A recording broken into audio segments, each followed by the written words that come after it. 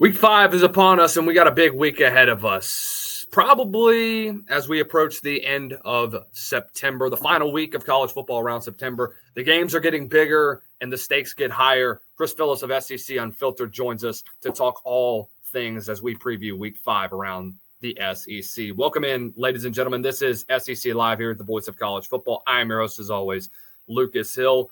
Make sure y'all do us a favor, hit the like, share, and subscribe button down below. Turn on that bell notification so that you are notified every time we go live here on SEC Live, the Voice of College Football. Help get us to over 2,000 subscribers as we are on the road there. CP, always a pleasure, man. For those of you that are unaware, I'm pretty sure he's been a frequent guest here on the Voice of College Football Network. But CP, appreciate you taking the time, my friend. How are you?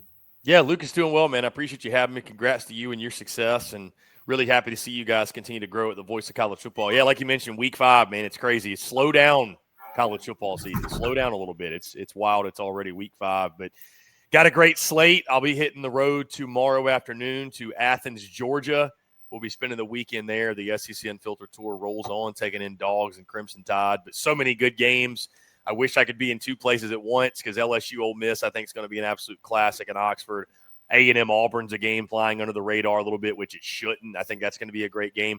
Mississippi State's got a chance to start the season 5-0 if they can upset Tennessee at their place. Huge non-conference bout with Arkansas and Notre Dame. And then we've got the bottom of the barrel bowl, if you will. Forgive my phrasing there, but South Carolina, Kentucky in the nightcap. That one kind of feels like the fight for the cellar at this point, but Lenora Sellers and company obviously going to try to bounce back from back-to-back SEC losses. And Cutter Boley going into Willie B for, I believe, his first start of the season. So, yeah, it's a jam-packed slate, man, all across the country, and really appreciate you having me on. CP, don't get too trigger happy. Remember, we had our talk last year about how we thought South Carolina was going to be at the bottom of the barrel. Well, they end up shocking the world. Maybe this is the turnaround game. Hey, Kentucky was that somewhat last year. Maybe you can – finally turn things around offensively. Well, let's go ahead. Let's kind of preview this. Starting off, Notre Dame, 3.5-point favorites going to Fayetteville. Interesting slate. I feel like this game, CP, and you could probably agree with me, this is an offensive shootout. I firmly believe that C.J. Carr and Taylon Green could both throw for over 300 yards. And knowing what we've seen from Notre Dame's defense, you thought in the preseason, you get a defensive coordinator like Chris Ash, one of the best signal callers in college football, has had a lot of success whenever he was at Ohio State. But I think ever since he got to Notre Dame, I feel like expectations have got higher, knowing who you had to replace in Al Golden, who's now at Cincinnati. Things have gotten off the rails. You gave up 30 last week to a Purdue team that won one game last year and was irrelevant on offense. You gave up 41 to A&M. And you allowed for Carson Beck to basically reign all over your back seven. So, in your opinion, CP, is this a game where Arkansas potentially maybe not pulls off an upset, but maybe covers in this football game, keeps it interesting for a good bit of the game? Well, Lucas, it's interesting from the gambling perspective. That spread has tumbled all week long. I think at one point it was at Notre Dame was at 6.5 or at least 5.5. Now down to 4.5. Now, like you said, 3.5. So, there's obviously a lot of believers in the Hogs out there, or at least doubters in Notre Dame. I think defensively, the deficiencies they have there, they haven't been able to stop a nosebleed all season. I think that is something you take into account. You know, I know Arkansas is coming off a rough patch or rough couple weeks, but the game is in Fayetteville. You like to think the home field advantage gives you an advantage. You know, it's interesting, Lucas. I picked Memphis last week in my upset special of the week, and Sure enough, I got pushed back from Razorbacks everywhere, and sure enough, we know what happened. Memphis gets the win, and it was more about I just did not trust and do not trust Arkansas on a week-in, week-out basis. But, Lucas, not only do I think they can pull the upset, I'm picking Arkansas to pull the upset. This is so typical Arkansas under Sam Pittman, roller coaster ride, up and down. I think they find a way. I think they get it done. I think a week after being upset, they are the ones doing the upsetting, and they beat Notre Dame. And I'll tell you this, X's and O's, great. We'll talk about it. I'm kind of picking the upset on this one based off just a gut feel I have as a gambler, because you look at the spread, and it looks so easy. Like, Notre Dame's going to kill this team. Arkansas is dead in the water. They're down and out. Their coach is going to get fired. Vegas knows something in my mind. And I'm going to go with the Hogs in this one to pull a straight-up upset. I think it sets up well for them.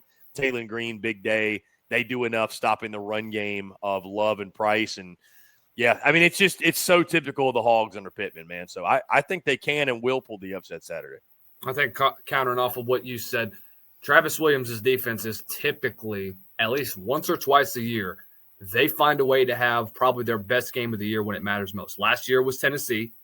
A couple years ago, I don't know if he was there whenever it was Texas there, whenever they were able to shut him down in Pittman's second year. But every now and then, this is one of those Arkansas games where you finally get the pieces together defensively and you put together a good game. I think front four-wise, they're still weak in there. I think the interior-wise for Arkansas, we talked with John Neighbors at the preseason. He said the strength of this team was going to be where your linebackers and your interior defensive linemen. I think they have a nice day going up against a young interior that Notre Dame has. Like you mentioned, they're going to find a way to shut down Jadarian Price and Jeremiah Love. It's not going to be easy because you know what Notre Dame is going to do is try to run the football, get C.J. Carr settled in a little bit, and then let him rip off a play action, which we've seen time and time again. But it all just depends on what is put out in front of Arkansas in order for them to capitalize. Yeah, it's going to be interesting, man. I mean, again, I think for Arkansas, this is kind of gut check time, backs against the wall, right? Like you're coming off that Memphis loss, back-to-back losses, of course. I mean, your season can go one way or the other, and I think this Notre Dame game going to go a long way. But you're right. It starts with stopping the run for them defensively. I still believe in T. Will as one of the best defensive coordinators in the SEC. I think he'll have a good game plan. Love Xavier Sori at the linebacker position, as you were talking. Those linebackers are the strength of that defense. But I think you're right. I think it is going to be a shootout. I just think it's a shootout where Arkansas prevails. So it'd be a huge win for them. I think it'd be a frustrating win almost, too, for Hogs fans because you look back and like, how did we lose to Memphis yet beat this Notre Dame team? So could be a frustrating Saturday from that standpoint. But, hey, you'll take the dub. Anything for some positive momentum for Arkansas and Sam Pittman because you've still got a difficult slate upcoming after this, to say the very least. Over under 64.5. You taking the over under? I'd probably go over. Yeah, I think I'd go over. I know Arkansas can score. I know Taylon Green's dynamic, and I don't trust the defense, and I don't trust Notre Dame's defense. I mean, I just pair of defenses I don't trust. Even if I lose the bet, I feel like I'm on the right side of the bet, so I'd take the over. Going to be a good one this weekend to kick off SEC slate. Let's go to LSU, going to the Magnolia State to play Ole Miss. Home team has won the game dating back all the way to the start of the decade. LSU trying to find their offense. Kind of saw a little bit last week against Southeastern Louisiana. I understand it's Southeastern, but you still like to see what Nussmeier and the company were able to do.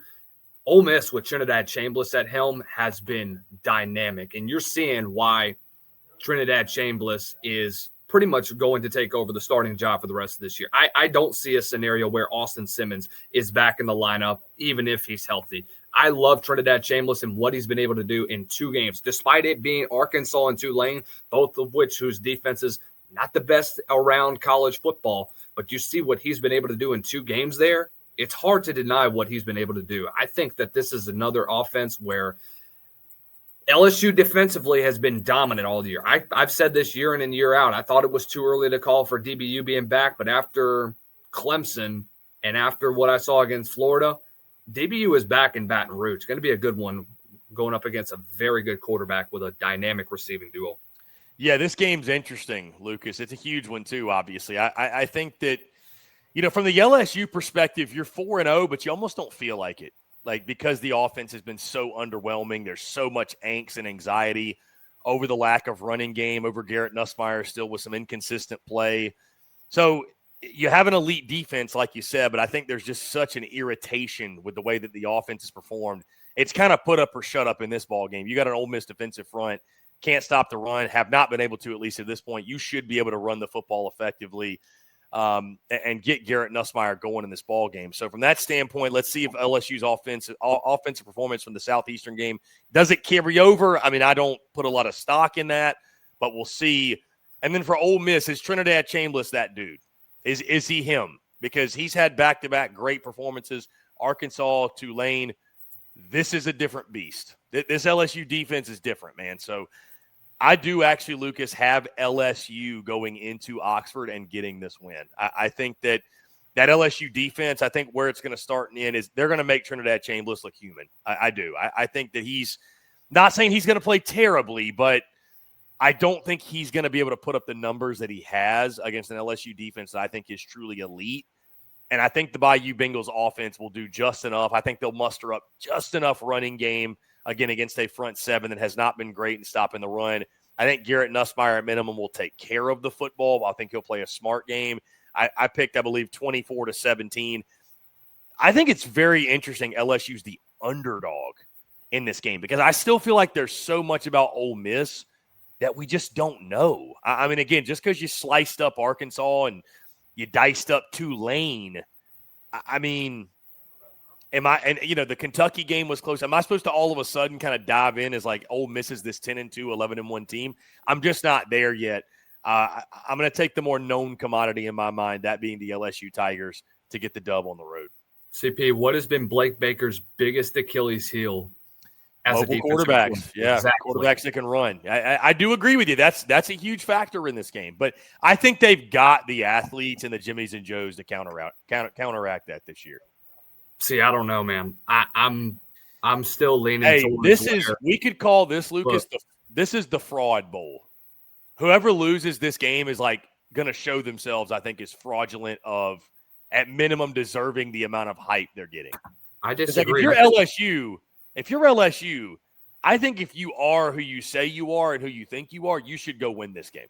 See, I'll counter back on that. I think our next game is going to be your fraud bowl in Auburn and Texas A&M. But continuing on LSU and Ole Miss, I think offensively you have to go start taking more deep shots down the field. I think Joe Sloan, whenever you get to the opposite side of the 50, is when you start playing to win the football game. You start to get conservative. You start to run inside zone where, yes, you've broken off a couple big runs, but you haven't really done what you've needed to do in big games like Clemson, like Florida, and establish the run game. You weren't able to do it then. Can you do it against an Ole Miss defense that, like you mentioned, has looked suspect throughout to start the season? I don't know if they can. That's going to be a big factor for me going into this one. I don't know what LSU's front four and what Blake Baker's going to do to shut down a mobile quarterback. We could say that Kay Klubnik was one, but look at how he's playing now. Clemson, we could say LSU broke Clemson, but that's just I'm still very concerned about what LSU can do front four-wise and offensive line-wise in order to control the line of scrimmage from start to finish. That's why I think I have Ole Miss potentially stealing a win in this one. I'm not saying LSU season would be over after this one. I still think they're a college football playoff team. I think they run through the rest of the schedule. They beat Vandy. They beat A&M. They'll go to Bama, keep it close. I don't know if they'll win that one, but I think they go to Oklahoma and win. I still consider them a CFP team. Ole Miss, on the other hand, let's say they steal a win there. I think there's a couple upsets ahead for the Rebels. Yeah, I mean, listen, they're a fun team. And I think any Lane Kiffin coach team, the offensive side of the football is going to be electric. Again, just look at Trinidad Chambliss. The fact he's come off the bench, done what he's done, put up the numbers that he has, a guy that, heck, a couple weeks ago, I think most people didn't know who he was. So they're winning games the way I thought they'd have to. I mean, obviously they shut down Tulane, but you knew there were a lot of questions on defense. It was going to be another Lane Kiffin high-flying offense. And the question I had was, can they outscore people until they get the defense shored up? So it's going to be a really interesting game. I actually do like the under in this game, even though Lane Kiffin loves to push on Twitter that he says take the over. I'm fading you, Coach Kiffin. I like the under. I think defenses prevail in this one. Over-under is 54.5. I've had to agree with you on that one. This is my fraud bowl in this one, Auburn, Texas A&M. I think that's fair. Yeah. And when you look at where both of these teams are, you start off great for Auburn. Jackson Arnold's running the football effectively, and then he runs for negative, 11 yards or something like that. You got shut down by a very good defense in Oklahoma. And when you finally start playing decent defenses, I thought you got exposed the week before against South Alabama, where you never got comfortable whenever you had a lead. And even in that game, you just never felt confident that Auburn was going to be able to pull away with a pretty significant margin of victory. So I'm still somewhat concerned about how Auburn is going to play, going to Kyle Field, going to play Texas A&M. And on the other side, I still have concerns about A&M. I know offensively, better than I thought. Casey Concepcion is one of the best receivers in the SEC. Marcel Reed, can you get efficient? That's the number one thing that I have whenever I am evaluating a kid like that. 17 of 37 last week. Can his completion percentage get better? Can he be more efficient when he gets into the offense? I do agree with you, Lucas. I like the phrasing here. I do think this is another kind of fraud watch game, if you will. For Texas A&M, you hit on all the points. Offensively, they've been electric. Defensively, I do trust Elko to correct a lot of things coming off that Notre Dame game into the bye week. I think this is a game a guy like Cassius Howell could have a big game after Auburn gave up 10 sacks a week ago to Oklahoma. You're right. They got exposed up front. And again, not everybody's got a defensive front like Oklahoma, but the book's kind of out on beating Jackson Arnold and the Auburn Tigers. They've got their own freak on the outside and Cam Coleman. I think they're going to have to take deep shots, and you're going to have some opportunities, I think, down the field to hit some of those shots, and you got to connect on them. Jackson Arnold just missed a couple, I won't call them gimmies, but the opportunities that were there, they weren't able to capitalize. You have to do that on the road in the SEC against good competition to win. So this is a game, again, I'm rolling with Texas A&M, but here's what scares me. Here's what scares me, Cole, or Lucas. This is a game that Texas A&M in years past would lose, right? It's not the games like Notre Dame that you fear them getting up for. It's games like this where they're at home, they're quote-unquote supposed to win, and they fall short. So It's a huge opportunity for Auburn. Both of these teams have college football playoff aspirations. It's an old SEC West showdown, the feel of that. But now it's got that feeling of, somebody's going to show themselves on Saturday. Like, who's it going to be, Auburn or Texas A&M? I think to continue off of your point, you have got to get guys like Cam Coleman and Eric Singleton involved in all phases of the game. They're athletes. And now no Perry Thompson because he is out, I believe, for the season with an injury. Yeah, I mean, Pete Thamel reporting that earlier. So if you're Auburn, you got to get those two. Excuse me, not Perry Thompson, Horatio Fields. I apologize. That's right. Horatio Fields, broken foot, having surgery. And Horatio, not really. Was their third leading receiver coming in? Yeah, he was a red zone threat. Mm-hmm. So not a pretty significant loss for Auburn. But Cam Coleman and Eric Singleton have to get involved in more than just the receiving game. You got to get them in the backfield. You saw a little bit of that in the Baylor game when we saw Coleman go into reverses. You saw Eric Singleton get into the backfield. You've got to get those two the football as much as you humanly can. Cam Coleman had some pretty key drops in the game. You have a perfect flea flicker.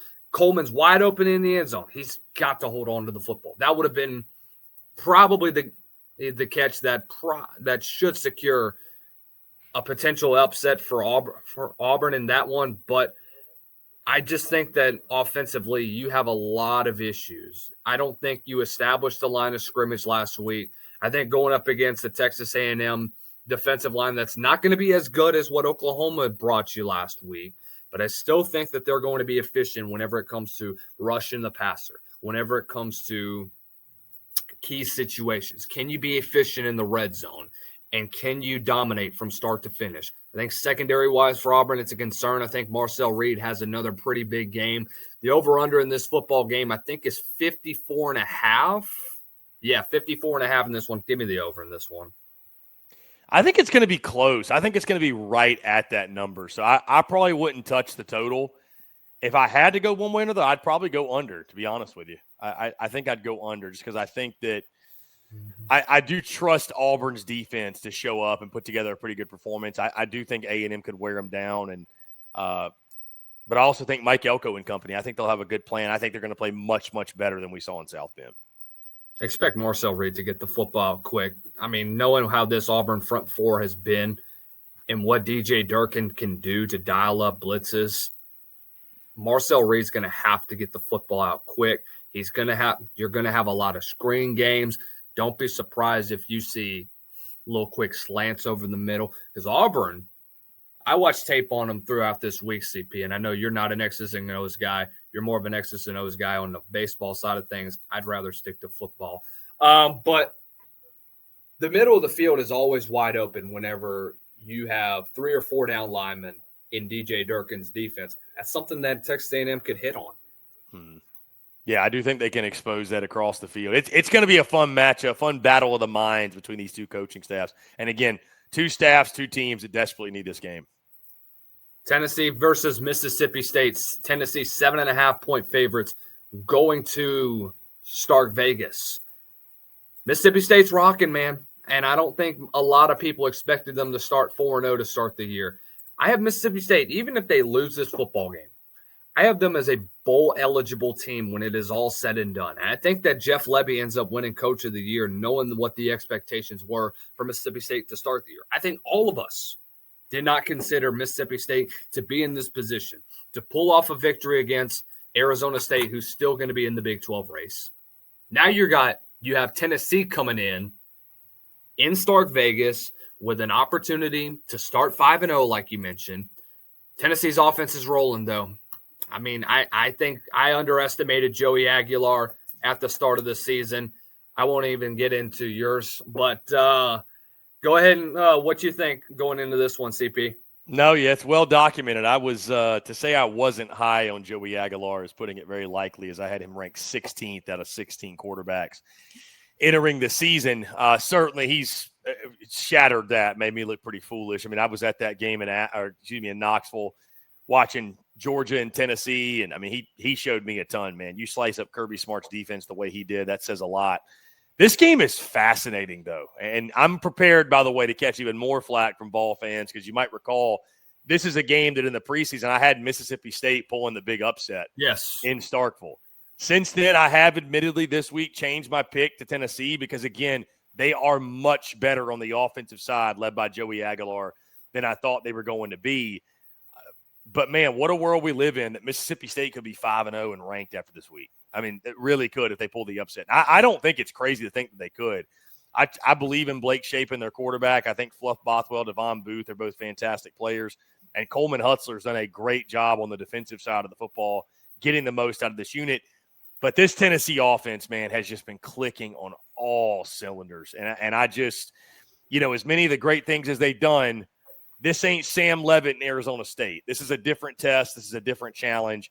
I do think Tennessee goes in there, gets the win, but it would not shock me because of the momentum and the way the Dogs are rolling. It would not shock me if they found a way. Hey, they're rocking the white helmets on Saturday with the block MSU or the interlocking MSU throwback look. The cowbells will be ringing. It's going to be an electric atmosphere. And don't forget, Tennessee 1-3 in their last 4 road games. Josh Heupel, signature road losses every year. 2022, it was South Carolina. 2023, it was Mizzou. 2024, it was Arkansas. Is it Mississippi State this year, Lucas? I mean, the spread continues to drop in the game.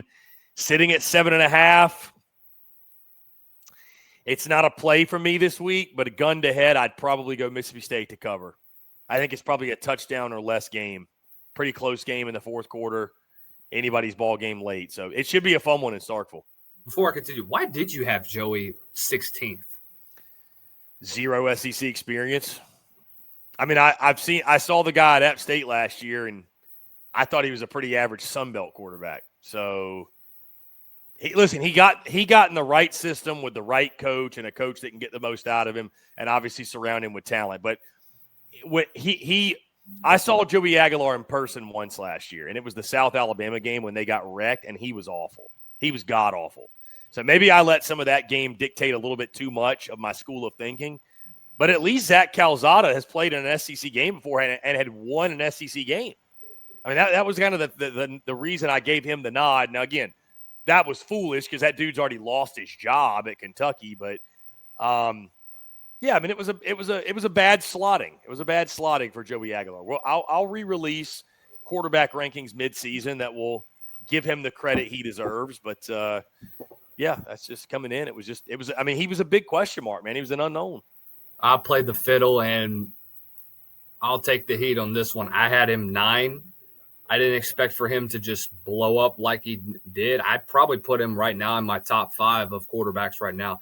I had Gunnar Stockton 13th. How wrong I was. But going into this one, Tennessee is going to rely on Star Thomas. One of the things that Mississippi State struggled with against Arizona State, going up against a two-headed monster at running back, was your inability to shut down the run. Ran for almost 220. I think they ran for over 220 yards in that game. And I do think that Tennessee is going to get Star Thomas involved more often than not. Everybody's going to be focused on Joey Aguilar and this receiving core that Tennessee has. But not a lot of people are going to pay attention to what the front 5 that Tennessee has, what they're going to do against this aggressive Coleman Hutzler defense. I thought they should have fired Coleman Hutzler last year after what happened. Now, I think now that you have a year under your belt and seeing what Mississippi State has done to get dudes in the portal, you got a lot of former 3 and 4 stars, but you got pieces that you could fit on this defense, and you develop them at a high rate. And I think that's what's so significant about what Mississippi State has done defensively. But I just see them still struggling to shut down the run. Once they get into SEC play, I think that this is a game that Tennessee is able to – they're not going to cover in this one. I think Mississippi State makes this a 5 or 6 point ball game when it is all said and done. But I think this is one where Tennessee is going to have to grind this one out. This is going to be like what Dylan Sampson had to do during the second half of the season when he took over. I think Star Thomas does the same thing. Yeah, I think State keeps it close. I really do. We'll see. We could be dead wrong, but I trust Jeff Lebby and State at this point. This is a really gritty, gutsy team. I think they'll show that on Saturday and keep this thing within the spread. You'll be heading out here. Alabama, Georgia. Georgia, 3.5 point favorites. This is a massive one. And I think this is going to be the game that determines whether or not Kalen DeBoer is for real whenever it comes to him putting together championship caliber programs at Alabama, continuing the success that Saban had so long ago. Bama's playing much better through the air. I thought they got more efficient with how their offense is flowing with Ryan Grubb. My only concern is, what are you going to do against Gunnar Stockton, who can run the football too? That's a very, very interesting concern that I have. Knowing what Georgia has reloaded at it, receiver is also impressive. Knowing that you got guys like Zachariah Branch involved, guys that can get out and make big plays. Gunnar Stockton made the big throws when it was needed against Tennessee. Can he do the same thing against an Alabama team that front 4-wise kind of got their ass handed to the last couple weeks of the season?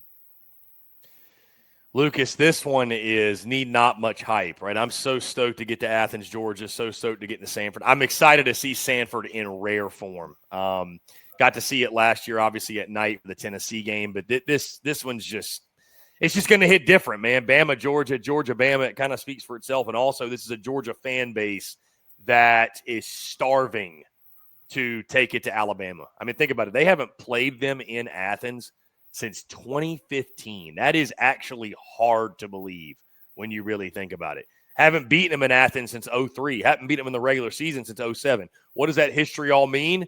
That's up for you to decide, right? I think for some, they think it's a mental edge. For others, it means nothing, and this game is its own season. Coach speaking to death.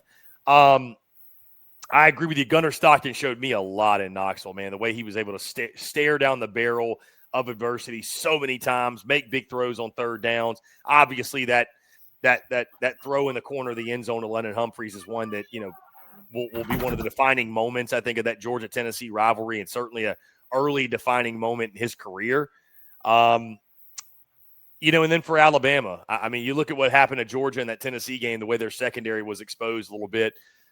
I like Ty Simpson a lot. I love the weapons they have on the outside. I think this is going to be a good old-fashioned shootout. I really do, Lucas. I think this is going to be a back-and-forth battle, a lot of big plays, explosive plays down the field. I'm excited to see the battle between each team's receivers against the other secondaries. I think that's going to be a really fun showdown in this game. What does the health of Bama look like? Do you get Tim Keenan back? Do you get Jam Miller back? What are we seeing there? Do those guys return? You're right. The Georgia receivers are worlds better than they were a season ago. Yeah, I think this one, man, I think it's going to be a back-and-forth battle. I do think Georgia finally gets the monkey off their back, though. At home, at night, it's been years of frustration has been building and leading up to this point. There's really not a bad pick in this game, but I think Georgia gets it done. I do. I understand Kalen DeBoer, how good he is off bye weeks, and Kirby Smart's 1-6 against Bama. But Kirby Smart is 0-0 against Alabama in Athens. He ain't had a shot yet. I don't think he's going to lose it. I really don't. I don't think he's going to lose his first opportunity to him.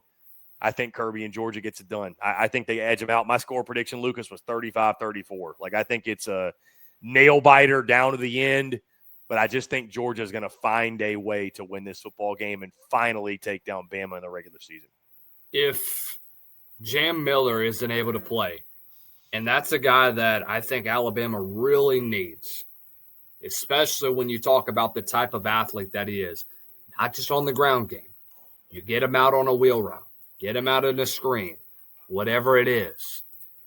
You got to get him involved in the game. If he isn't, whether it be Richard Young or whether it be Kevin Riley, I don't trust either of them compared to what Georgia does with guys like Nate Frazier.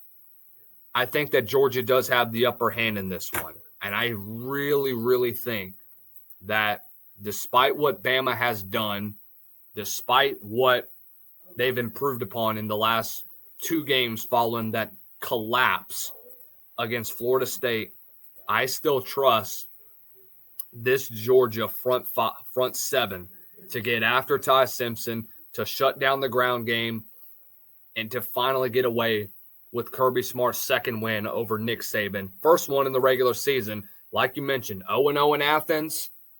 I think Gunnar Stockton starts – you better start putting some stock into some Gunnar Stockton Heisman talk. Coming off I think his – hey, what's giving Kane Womack issues at Alabama? Last two games, yeah. He's got a 75% completion percentage. I think this is one of those games where you're going to have to utilize him in every aspect of the game. Expect a lot of quarterback draws. Expect him to run the football as much as possible. Like you mentioned, Kane Womack's Achilles heel has been mobile quarterbacks. I think the same thing is for this game. Give me Georgia to cover this one. I think they win by a touchdown, maybe more. I think it's going to be a little bit closer, but I do think Georgia finds a way. I do. I still think it's going to be a back-and-forth battle. I mean, you think about it, there's more pressure on Bama than Georgia here. Bama loses, they fall to 2-2 overall, and you're not going to be in a good spot, right? Yeah. But for Georgia, there's a lot of pressure too, protecting the home field, trying to finally take down the Crimson Tide. Again, man, I'm expecting nothing short of a classic, and that excites me as somebody attending this game. If I hear one person, if Alabama is to lose this game, if I hear somebody say that, oh, Kalen DeBoer needs to be fired after that one, no. Yeah. It's just stupid that you would fire a guy that's 17 games in already in 2 years and going into his second season. But I will say, if you end up having another season like you did last year, the pressure cooker is going to be rising. I do believe that he won't be the guy for very long. And I think his time in Tuscaloosa may be done, maybe not after 26, but maybe if you should get the same results after 27. Maybe it's time for a change. Let's go and finish off our slate with Kentucky, South Carolina, the bottom of the barrel bowl, like you mentioned, CP. This is a game that, having covered South Carolina, the one thing that concerns me is this. South Carolina is 15th in rush defense. You are, I think, 15th as well in scoring defense as well. Your offense has been anemic. You have had no identity whatsoever. And part of that has to do with how Mike Shula is putting Lenore Sellers into certain situations. He doesn't look comfortable. He doesn't look like he has the freedom to do what he wanted to do and improvise like you saw a lot of what he did last year. Kentucky's got 2 running backs in Seth McGowan and Dante Dowdle that can run the freaking rock. Both of them average over 5 yards a carry. I feel like this is a game where Kentucky is going to try to punch South Carolina in the mouth early and often. And I'm not saying Kentucky's going to pull an upset. I think South Carolina does find a way to win, but I think this game is going to be very close. I expect this one to be like a 21-17 game. South Carolina, you better find a way to establish the line of scrimmage. Yeah, I think it's a game in which it's your typical South Carolina bounce-back game where I think they'll – Lucas, I think what will be so maddening, I think they're going to come home. I think they're going to look much better across the board.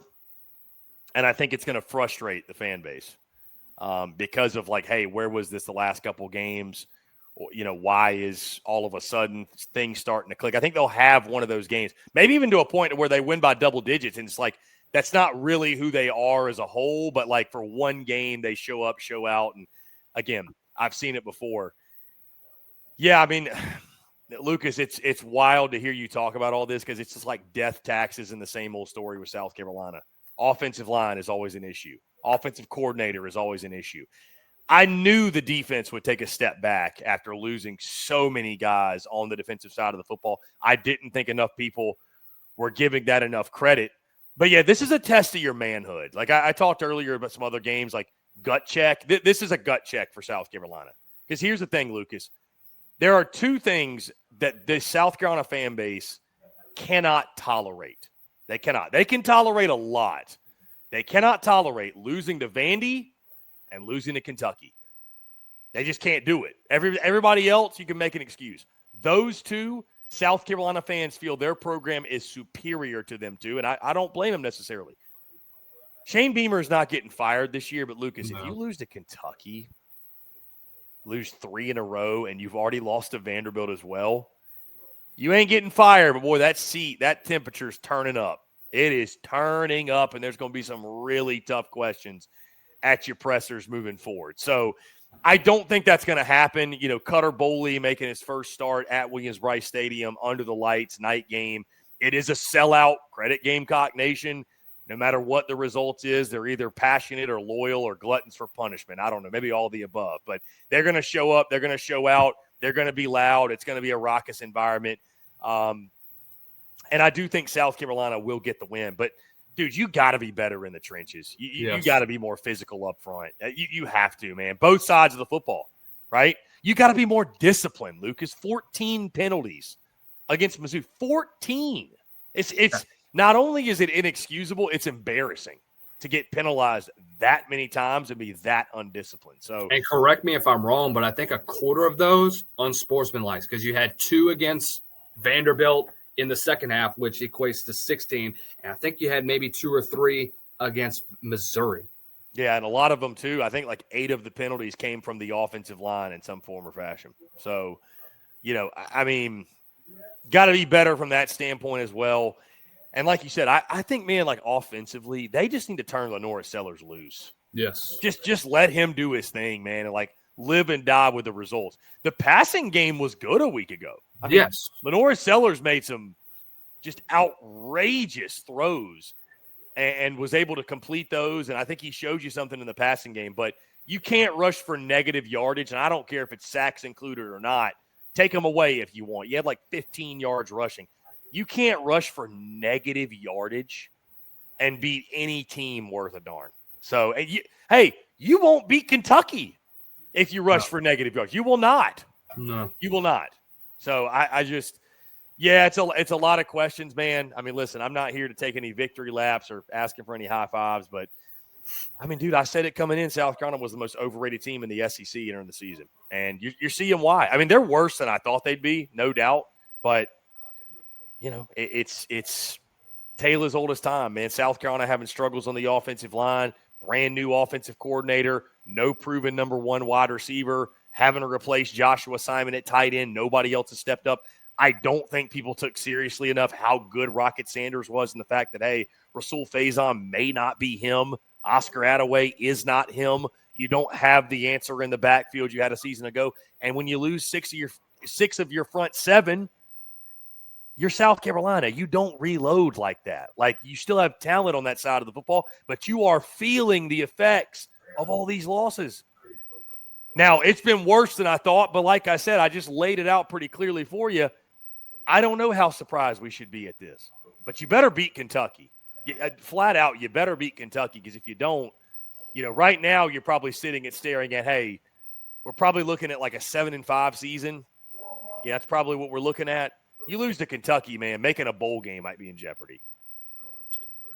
You got lazy in off-season hiring. This has been the Shane Beamer mantra ever since he got there. Every OC hire he's made has been lazy, Lucas. I mean, loyalty is too good for him. Right. That's been his biggest issue since he got there. And to his credit, his dad kind of did the same thing. So he's taking it off of that. There has to be a change. And the fan base knows it. I don't know why South Carolina media is not asking him tough questions now. You said that Shane Beamer has to start asking tough questions if you lose this game. They should have started asking questions after the South Carolina State game. Yeah. When you got manhandled up front. You've been manhandled the last 3 games of the season. You've had no answer. And like you mentioned, CP, you were around that area. You know what it was like for even before Shane got there. This has been the same old for South Carolina.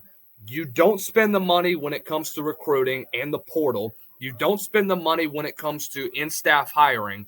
When you reload, you get very, very lazy. And that is what is going to kill you at the end of the day if you're South Carolina.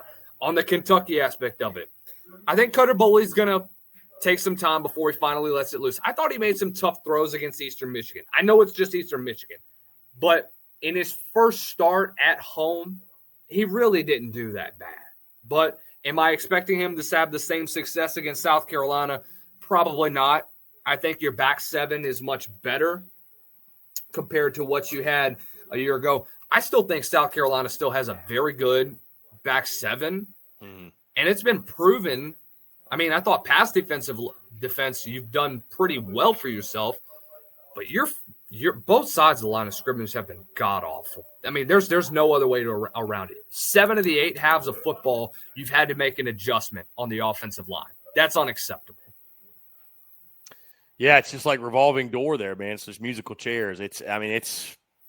Again, man, Lucas, I'd love to tell you how surprised I am, but I've just seen it before, man. That's the one thing under Shane Beamer, even last year, with the successes.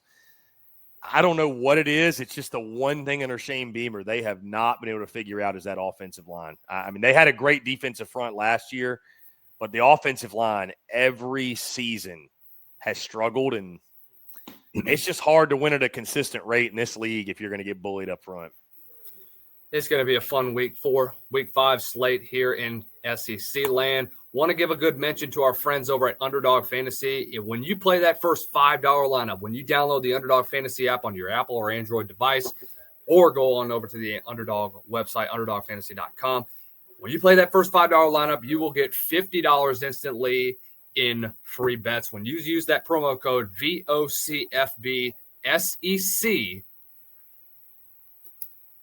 when you play that first $5 lineup, you will get $50 instantly in free bets. Must be 21 or older, not available in all states. Gambling problem, call 1-800-GAMBLER. That is 1-800-GAMBLER. CP, what's your lock of the week when it comes to SEC play? Lock of the week. That is a really good question. Lock of the week. I'm trying to think. I've got my best bets here. Let me see. Lock of the week. Give me South Carolina -6.5.